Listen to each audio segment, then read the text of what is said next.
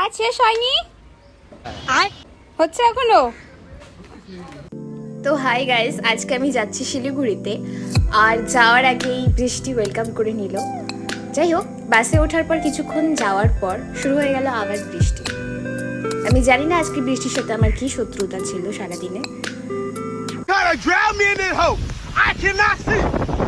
এবং বৃষ্টির পরে এরকম একটা ভিউ দেখতে কার না ভালো লাগে, যেটা আমি সবসময় দেখতে পাই শিলিগুড়ি যাওয়ার সময়।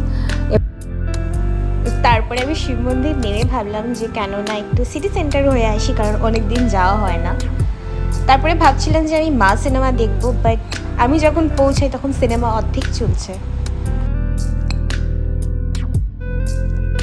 তো কিছুই না, এদিক ওদিক কিছুক্ষণ টাইম পাস করি আমি, যেটা আমি খুব ভালো পারি করতে। তারপরে ঘুরতে ঘুরতে আমি কেএফসিতে যাই এবং সেখানে আমি একটা রাইস বোল আর একটা পেপসি অর্ডার করি, বাট সেটা মোটামুটি ভালোই ছিল খেতে।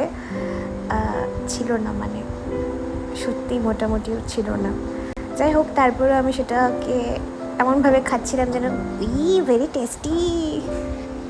আর তারপরে এই কালো মেঘ দেখে তোমরা গেস করেই ফেলেছো। ইয়েস, যখনই বাস আসবে তখনই শুরু হয়ে গেল আবার মুষলধারে বৃষ্টি। সত্যি ভীষণ বিরক্ত লাগছিল এক টাইমে।